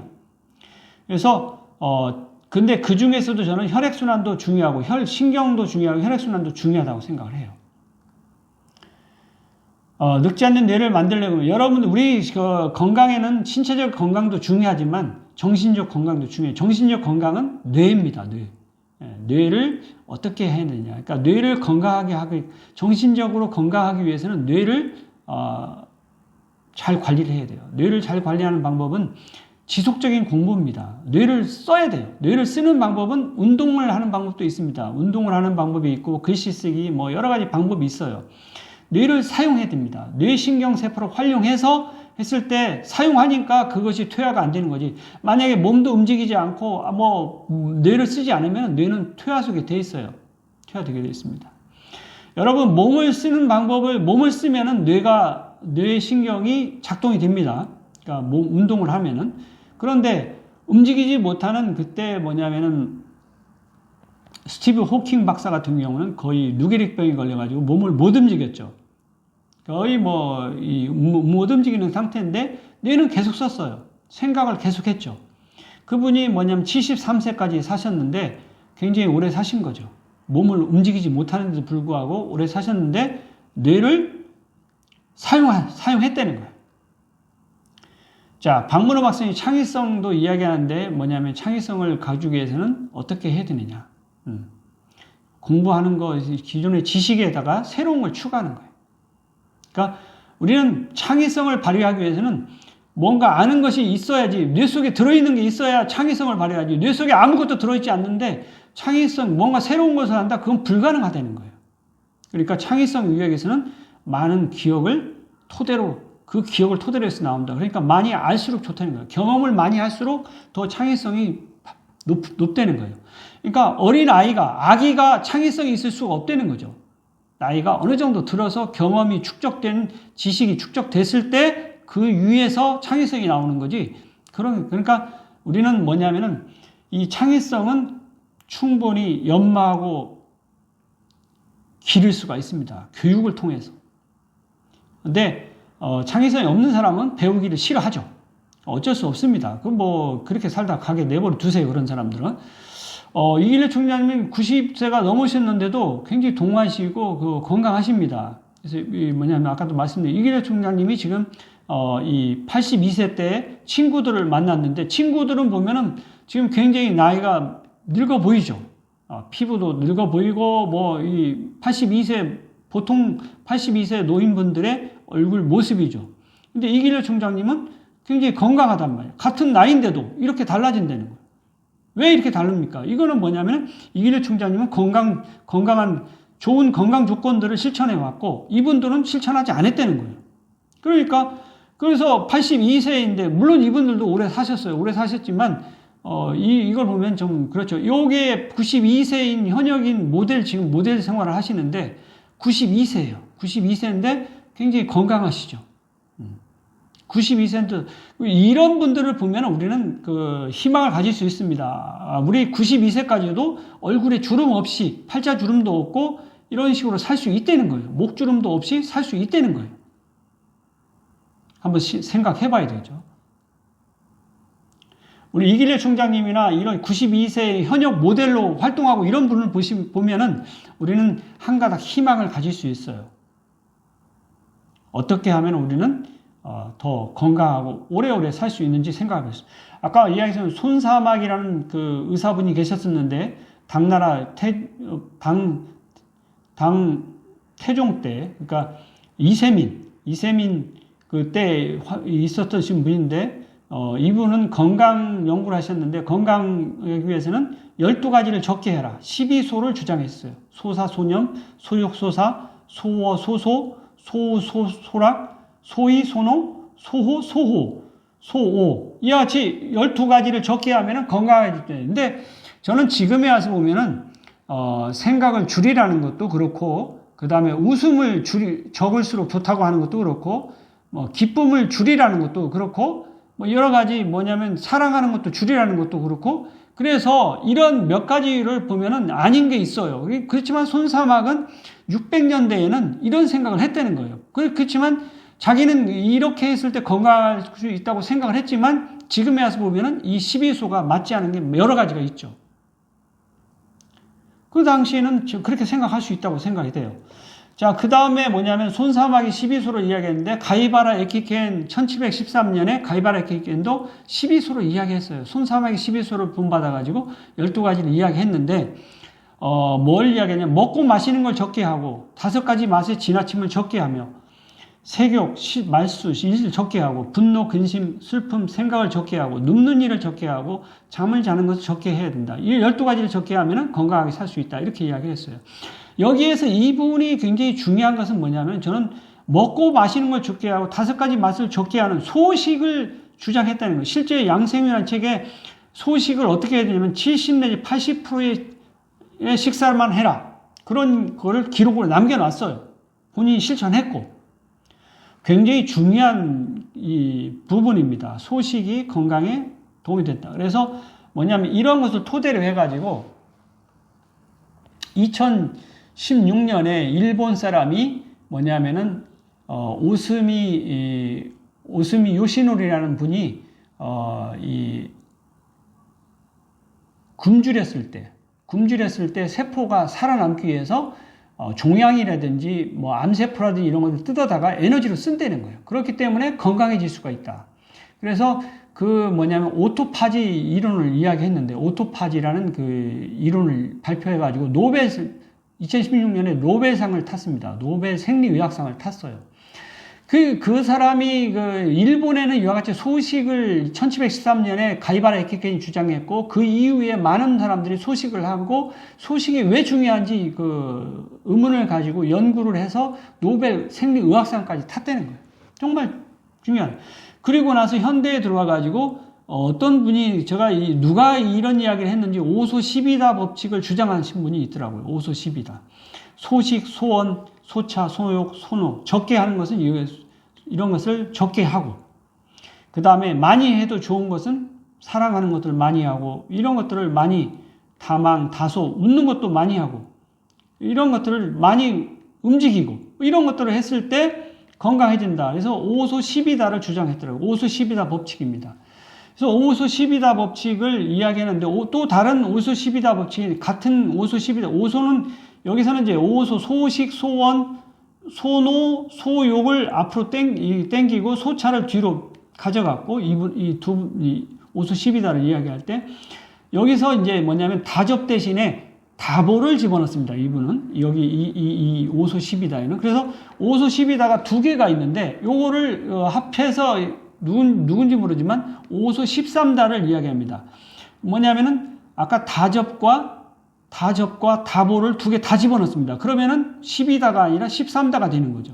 그래서 오소 13다 건강법이라고 해가지고 이거를 이야기하는 게 있어요. 오소 13다 건강법. 친구가 카톡으로 이렇게 보내줘서 읽어봤는데 굉장히 좋은 내용이더라고요. 그래서 이거는 누가 이야기했는지 모르지만 굉장히 깊게 생각한 거라고 생각이 돼요. 소식, 소원, 소노, 소욕, 소차. 굉장히 중요합니다. 소차. 차를 적게 타고 움직이라는 이야기예요. 그래서 다동 많이 움직여라. 많이 배우고, 많이 보고, 많이 배워라. 목욕을 많이 자주 하고, 배설을 많이 하고, 사람들하고 접촉을 많이 하고, 웃는 것을 많이 하고, 있는 것, 과거를 잊어버리고, 그 다음에 조용한 것을 즐겨라. 다정, 다용, 용서하고, 참고, 용감한 생활을 해야 되고, 사랑을 하고, 많이 걸어야 되고, 이런 것을 했을 때 건강해진다. 굉장히 좋은 이야기라고 생각해요. 오소 13다 굉장히 좋다고 생각합니다. 자, 우리는 이와 같이 무염식도 중요하고, 굉장히 여러 가지 많이 있는데, 이근우 명예교수가 이야기한 스마트라고 해서 스마트는 심플하게 살고, M은 무브먼트, 운동을 많이 하고, 어펙트, 정서를 잘 갖추고, 릴렉스, 이완을 하고, 휴식을 취하라는 거죠. 그 다음에 투게더, 사회생활을 같이 이렇게 하면은 우리는 건강해질 수 있다. 그래서 스마트하게 살자. 그런 주장을 하십니다. 예, 거의 90에 다 되셨는데, 이근우 박사님께서는 이런 이야기를 해요. 그리고 92세 의사가 책을 쓰셨는데, 뭐냐면은 4가지 방법이 있는데, 노화를 예방하는 건 자존감을 높이고, 좋은 음식을, 건강한 음식을 섭취하고, 운동을 하고, 지속적인 공부를 하면 이런 실천을 하면은 건강하게 살 수 있다는 것을 실제로 본인이 실천해서 92세까지 살았고, 그걸 토대로 해서 책을 쓰셨는데, 저는 굉장히 좋은 내용이라고 생각이 됩니다. 황창현 신부님이 유튜브 동영상에서 이야기한 건데, 행복하기 위해서는 운동을 하고, 감사를 하고, 대화를 하고, 공부를 하고, TV님을 적게 보고, 신앙생활을 하고, 많이 웃고, 전화를 해라. 아는 사람에게. 그리고 자기 자신을 사랑해라. 이웃에게 친절해라. 그런 10가지 주장을 하더라고요. 제가 이제 한 것은 근육풀기 건강 실험을 2014년부터 거의 10년을 했는데, 건강 실험은 2014년부터 했고, 근육풀기 건강법 2019년부터 했는데, 놀라운 결과들을 얻었어요. 근육풀기를 하면은 건강해질 수 있다는, 건강 문제들을 많이 해결할 수 있어요. 수족의 건강 문제도 해결할 수 있고, 뭐냐면은 얼굴에 있는 문제도 해결할 수 있다는 거예요. 그리고 이제 마지막으로 여러분에게 콩을 이야기하는데, 우리 한국 사람들은 콩을 많이 먹습니다. 그런데 서양 사람들은 콩을 잘 모르더라고요. 그래서 심지어 피타고라스, BC 뭐냐면은 한 4세기경에 이 사람은 심지어 콩을 먹지 말라고 이야기를 했어요. 콩을 먹지 마라. 서양 사람들에서 콩이 안 좋은 걸 알고 있어요. 그래서 뭐냐면 어떤 사람이 책을 베스트셀러라는데, 서양에서 베스트셀러라는, 미국에서 베스트셀러인데, 콩을 먹지 말라고 써 있더라고요. 그래서 아니 이 사람이 콩을 모르면 모른다고 써놓지 왜 콩을 먹지 말라고 썼는지. 그래서 보니까 콩을 모르는 거예요. 서양 사람들은 콩을 모릅니다. 우리 한국 사람들은 콩을 잘 알죠. 우리 두만강의 두자는 콩두자에다가 찰만자예요. 그 배에다 가득 콩을 싣고 다닌 강이 두만강이라는 거예요. 그러니까 만주 지역에 콩을 많이 심어서 했는데 우리는 지금 보면은 제가 이 오일장에 갔더니 콩 종류가 진짜 많더라고요. 콩 종류가 많아요. 그렇지? 우리 한국 사람들은 콩을 다양하게 먹습니다. 뭐냐면 인도 사람들은 렌티콩만 먹는데 일본은 뭐냐면 나또라고 해서 그거를 먹죠. 우리는 청국장을 해서 먹는데 어쨌든 이와 같이 뭐냐면 콩은 우리 건강에 굉장히 좋은 겁니다. 좋은 거예요. 그래서 요즘은 서양 사람들은 몰랐던 것 같아요. 근데 우리 한국 사람 입장에서는 압니다. 이걸 널리 알려야 되는 콩은 건강에 좋은 거다. 알려야 될 필요가 있어요. 서양 사람들은 너무 모르는 거예요. 지네들은 맨날 유목생활 하니까 고기만 먹으니까 콩은 먹지 않고 그러니까 모르죠. 그러니까 채식을 안 하고 육식만 하고 살았어요. 그런데 인도는 채식을 했어요. 불교라든지 자이나르교는 뭐냐면 채식만 합니다. 고기를 먹지 않습니다. 왜냐하면 렌틸콩이 있기 때문에 가능했던 걸로 생각이 돼요. 그런데 우리 한국은 더더욱 콩이 렌틸콩만 있는 게 아니라 더 많은 콩 종류가 많습니다. 완두콩도 있고 강낭콩도 있고 콩 종류가 굉장히 많아요. 콩나물콩도 있고 굉장히 많다고요. 우리는 이런 많은 콩 종류를 가지고 있으니 우리는 콩을 잘 활용해서 두부도 만들고 여러 가지 많이 하는데 서양 사람들에게 알려줄 필요가 있다고 저는 생각이 돼요. 이 무식한 모르는 사람들한테 알려줘야죠. 몰라가지고 그러니까. 그렇습니다. 우리가 이와 같이 제가 이제 건강법의 조사를 많이 했고 건강하기 위해서는 어떻게 해야 되는지 저 나름대로 공부를 해왔던 내용들을 전체적으로 한번 살펴봤습니다. 여러분 어떻습니까?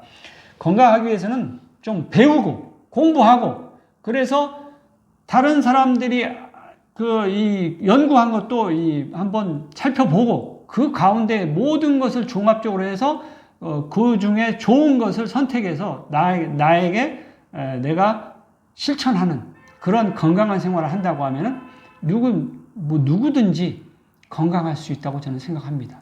그렇습니다. 여러분, 자, 이상으로 건강법 종류를 마치겠습니다.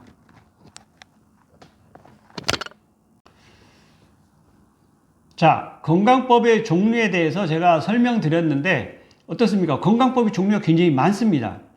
그래서 우리는 이런 건강법의 종류를 선현들이 하신 방법들을 그리고 앞에 현대에 사는 사람들, 많은 사람들의 어떻게 건강하려고 노력하는 노력을 했는지를 보고 배우면서 그거를 토대로 해서 자기 걸로 만들어서 자기가 건강한 생활을 하려고 실천을 하는 생활을 한다고 하면은 누구든지 건강하고 행복하게 오래오래 살 수 있다고 저는 생각합니다. 여러분 모두 건강하고 행복하게 오래오래 사시길 바랍니다.